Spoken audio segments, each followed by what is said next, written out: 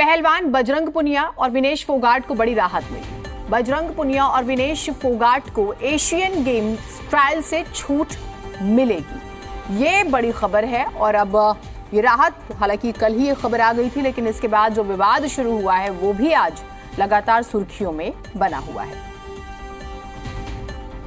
तो Asian games से जुड़ी बड़ी खबर आपको बता रहे हैं।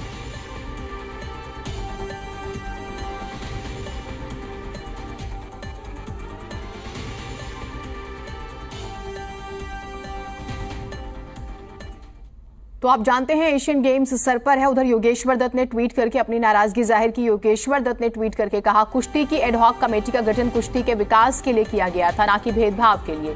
एशियन गेम्स के लिए सिलेक्शन नियम बेहद ही अपारदर्शी और भेदभाव वाले हैं।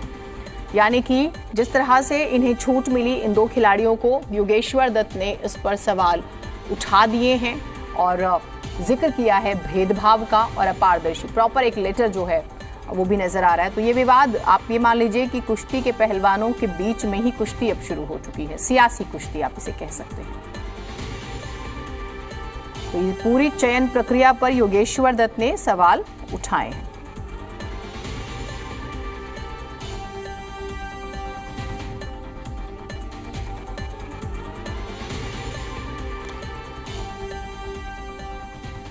बजरंग पुनिया और विनेश फोगाट को मिले ट्रायल का विरोध शुरू हो चुका है। जिस तरह का फेवर उन्हें मिला, इसका विरोध शुरू हुआ है। जूनियर पहलवान ट्रायल में छूट देने का विरोध कर रहे हैं। पहलवान अंतिम पंघाल ने कहा है कि विनेश फोगाट ने 1 साल से कोई प्रैक्टिस नहीं की। मैंने 2022 जूनियर वर्ल्ड चैंपियनशिप में गोल्ड मेडल जीता था। एशियाई खेलों में जाने वाले वर्ल्ड चैंपियनशिप लड़ेंगे और जो वहां जीतेगा वही ओलंपिक में जाएगा। अंतिम पंघाल ने आगे कहा है कि हमारी मेहनत का क्या होगा, हमें यह जानना है कि उन्हें किस बेस पर भेजा जा रहा है।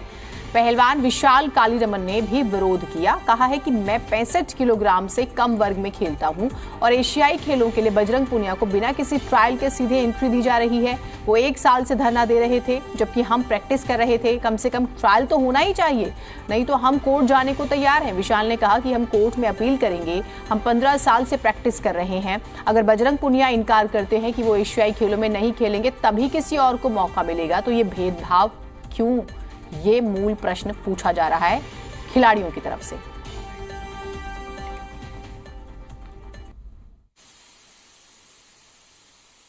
ट्रायल होनी है, जो ट्रायल बोल रहे हैं 53 किलो की ट्रायल तो लेंगे, लेकिन जो फर्स्ट आएगा वो नहीं जाएगा, विनेश दिए जाएंगे। अगर विनेश दी मना करते हैं तो उसके बाद में हमें मौका मिलेगा। अब विनेश दी तो मना करेंगे नहीं तो हम क्या करें फिर? 53 किलो में ट्रायल नहीं होगी तो ये तो वही होगा, ट्रायल तो ले लेंगे लेकिन जाएगा नहीं, फिर फायदा क्या हुआ ट्रायल लेने का? तो इसलिए हम बोल रहे हैं भाई 53 किलो में ट्रायल लो। जो फर्स्ट धरना चल रहा था, अब धरने में थे वो 1 साल से ना वो प्रैक्टिस कर रहे हैं ना कुछ और हम यहाँ लगातार प्रैक्टिस कर रहे हैं। हम ये नहीं कर रहे अगर हमारा फेवर करो किसी चीज़ में, अगर बेनिफिट दो, अगर फाइनल लड़ाओ, हमें सेमीफाइनल कुश्ती लड़ाओ, या हम तो ये चाहते हैं ट्रायल लो हमारी। ट्रायल तो पिछली बार भी जो कॉमनवेल्थ गेम्स की ट्रायल हुई थी उसमें भी बजरंग पुनिया को सीधा सेमीफाइनल खिलाया गया था और हम शुरू से लेकर कुश्ती लड़ी थी। हमने 5-5 कुश्तियाँ लड़ी थी, फिर फाइनल हुआ था। तो इसके लिए हमें ना, नहीं तो ये ट्रायल कम से कम ट्रायल तो है ना, इसके लिए कोर्ट में जाने के लिए भी हमें अपील करनी पड़ेगी। रोहित हमारे साथ, हमारे सहयोगी जुड़े हुए हैं। रोहित, मैं योगेश्वर के पूरे उस लेटर को भी पढ़ रही थी जो उन्होंने शेयर किया अपने ट्विटर पे, और ये सवाल कहीं से भी नाजायज नहीं लगता कि आपने 2 भार वर्ग में, स्पेशली 53 किलोग्राम और 65 किलो भार वर्ग में आपने 2 खिलाड़ी सिलेक्ट कर लिए और आपने उसका बेस नहीं बताया, आपने बताया नहीं ये जो एडहॉक कमेटी बनी इसने किस आधार पर फैसला लिया। ये सवाल मुझे लगता है पूरे देश में अगर कोई सुनेगा तो उसे जायज ही लगेगा। तो कोई बात आई है निकल करके किस आधार पर इन्हें सिलेक्ट किया गया? क्या सिर्फ नाम के आधार पर? देखिए जीनत, अगर इस पूरे मामले की बात कर ली जाए तो चर्चा जो है अब ज़रूर छिड़ेगी, क्योंकि सिर्फ 2 ही कैटेगरी में आखिर छूट देने की नौबत क्यों आई, इसी को लेकर तमाम जो खिलाड़ी हैं वो भी सवाल उठा रहे हैं। तस्वीरें मैं आपको हिसार की ताज़ा साझा करता हूँ। यहाँ पर देखिए ये जो जमावड़ा लगा नज़र आ रहा है, स्क्रीन पर आप देख सकते हैं कि जो ये महिलाओं का जमावड़ा लगा नज़र आ रहा है। यहाँ पर अंतिम जो एक तरह से रेसलर हैं, उन्होंने भी कई उपलब्धियां हासिल की हैं, वो यहाँ पर धरने पर बैठने की तैयारी कर चुकी है इसी पूरे मसले को लेकर, और कोर्ट में जाने की जो है उनकी तरफ से बात कही जा रही थी। फिलहाल अंतिम यहाँ पर मौजूद है, अन्य मीडिया कर्मियों से वो मुखातिब हो रही है। हमने सबसे पहले आपको दिखाया था कि किस तरह से अंतिम ने इस पूरे मसले को लेकर आवाज बुलंद की थी। अंतिम के साथ उनके कोच भी हैं, उनके कोच से भी बातचीत करने की कोशिश कर लेते हैं, जो इनके कोच हैं, और उनसे बातचीत कर लेते हैं। आप ये बताइए जी कोच साहब, मुख्य दिक्कत क्या है? मुख्य दिक्कत ये है कि बगैर ट्रायल के सिलेक्शन किया जा रहा है। 65 किलो में विशाल है और 53 किलो में अंतिम है। ये इन बच्चों का हक मारने के उसमें ये बवंडर रचा था, जो कि ये धरना शुरू हुआ था।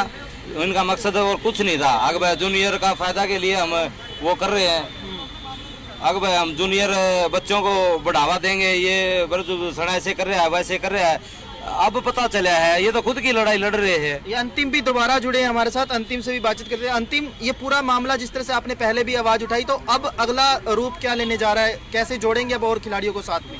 अभी हमने आज ही धरना दिया है, तो सभी लड़के, वैसे तो लड़कियां बोल रही थी तुम धरना बैठो, हम तुम्हारे साथ है। जितनी भी लड़कियां हैं सभी बोल रही थी हम जूनियर लड़कियां, हमारे साथ न्याय नहीं हो रहा है तो हम पक्का न्याय मांगेंगे। किस तरह का न्याय चाहते हैं, क्या चाहते हैं? पूरा मांग क्या है सीधे सीधे? हमारी मांग ये है कि 53 और 65 किलो दोनों वजनों में ट्रायल होनी चाहिए। अच्छा, हाँ। तो लगता है आपको कि मानेगी समिति, फेडरेशन मानेगी इस बात को? हाँ, क्योंकि हम कोर्ट का भी सहारा लेंगे, हम हर एक चीज वो करेंगे। धरना बैठे अभी हम कोर्ट में भी जाएंगे, सब कुछ करेंगे। तो कोर्ट के लिए तैयारी कर ली आपने? हाँ, हम बिल्कुल तैयारी कर अगर उससे ट्रायल लेनी होती तो 57 किलो बार में रवि दहिया जिसका ओलंपिक में सिल्वर मेडल है, सीधा भेजना तो उसको भेजो, उसका सिल्वर मेडल है। विनेश का ना ओलंपिक में मेडल ना कुछ और, उसने किस बेस पे भेजने लग रहे हैं? 86 किलो में दीपक पुनिया, उसका भी ओलंपिक में चौथा स्थान था, उसने भेजो सीधा। जिसकी कोई अचीवमेंट नहीं है उसने क्यों भेजने लग रहे हैं ना, उसका कोई रिजल्ट।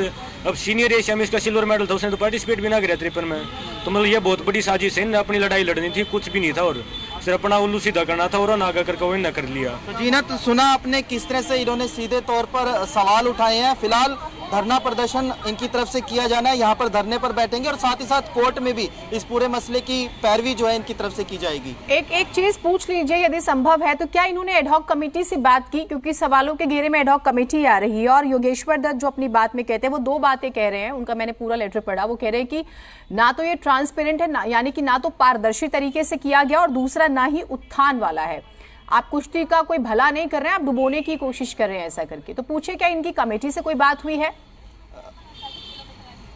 जरूर इन्हीं से बातचीत करने की कोशिश कर लेते हैं। जिस तरह से ये पूरा मामला जो आ रहा है, तो एडहॉक कमेटी से बातचीत करने की कोशिश की गई है? कमेटी से बात करनी, लेकिन ये जो कमेटी में दो कोच है, अशोक गर्ग और एक और कोच है, उन्होंने उनका करा दे रहा है सब कुछ, वो ही करे। जो कमेटी एडॉप्ट हुई है उन्होंने किया है ये, अगर दो को सीधा भेज दो, बाकी सबकी ट्रायल करो। अगर वही सही होते तो ये कोई प्रॉब्लम नहीं होती। अगर वो शरीर सब कुछ देख के करते तो उनको सब वजनों की ट्रायल लेनी चाहिए थी। सिर्फ 2 वजनों में ऐसा क्या है, 53 और 65 में। 65 किलो में भी हमारा भाई है हमारी एकेडमी का विशाल कालीरामन, उसके साथ भी ये हुआ। और 53 में ये है क्योंकि पिछले कंपटीशन में कॉमनवेल्थ गेम्स में दोनों की फाइनल बाउट थी उनके साथ, और तीनों तो इसकी 3-3 से हुई थी, उसकी 3-2 से हुई थी। उन्हें पता है टफ कंपटीटर है वेट में, इसलिए उन्होंने पहले ये षड्यंत्र रच दिया जो इन्होंने दिल्ली जंतर मंत्र पे किया था। सबसे पहले हमने साथ दिया था उनका, हमारी एकेडमी की लड़की आ गई थी और हमारे साथ ही ऐसा कर रहे वो, क्योंकि इन बच्चों का भविष्य है। अगर अब वो एशियन गेम्स में जाएंगे तो वर्ल्ड चैंपियनशिप में वही जाएंगे। तो आपको व्यक्तिगत तौर पर उनसे बातचीत तो की होगी कि ये क्या चल रहा है, हमारा हक क्यों रखा? सुने कौन कहा? कल लेटर निकाला उन्होंने 3 दिन पहले उन्होंने कह दिया भाई 22-23 को ट्रायल है, कुछ नहीं बताया किसकी ट्रायल लेंगे किसकी नहीं। कल शाम को लेटर आता है भाई 53 और 65 किलो की ट्रायल नहीं होगी। आज हमने कोर्ट का भी सहारा लेंगे और अब आज बातचीत चल रही है सबसे, इसीलिए आप सब यहाँ पे बुलाए हो कि हमारी बात को आगे उठाया जाए। तो आपको लगता है कि आपकी मांग जो भी है, सीधे सीधे मांग की अगर बात कर लीजिए तो क्या मुख्य मांग क्या है? बात मुख्य मांग यही है कि ट्रायल होनी चाहिए, सबको बराबर मौका मिलना चाहिए, जो अच्छा होगा जिसमें दम होगा वो जाओ। कोच साहब ये बताइए, कोच साहब क्या चल रहा है फिर इस पूरे मसले को लेकर? अब अगला रुख क्या रहेगा? कोर्ट को लेकर क्या पैरवी करें? हम कोर्ट का सहारा लेंगे, अगर नहीं होगा तो हम मैट पे प्रदर्शन करेंगे जहाँ पे कुश्ती होनी है। अगर और किसी वजन की ले रहे हो तो ऐसे इन 2 वजनों में क्या है, जो सिर्फ इनकी ट्रायल नहीं लोगे, इनसे अच्छे बहुत प्लेयर है उनकी मत लो ट्रायल, या तो सबको भेजो है किसी को मत भेजो। तो यहाँ पर तस्वीरें आपसे साझा कर देते हैं, देख सकते हैं कि कितनी संख्या में महिलाएं भी यहाँ पर पहुंची हैं। अलग अलग ग्रामीणों को लेकर जो है यहाँ पर धरने पर बैठने की तैयारी की जा रही है। जिस तरह से दिल्ली में धरना चला था, वैसे ही धरने का बिगुल जो है वो हरियाणा की धरती हिसार से अब फूंक दिया गया है। फिलहाल धीरे धीरे ये साथ में और प्लेयर्स को भी जोड़ेंगे, और मुख्य मांग जिस तरह से ये चाह रहे हैं कि सभी को मौका मिलना चाहिए, इस तरह की मांग जो है इनकी तरफ से उठाई जा रही है। जी ठीक है रोहित, अपडेट्स हम आपसे लेंगे। 65 किलोग्राम भार वर्ग और 53 किलोग्राम भार वर्ग में बिना ट्रायल के 2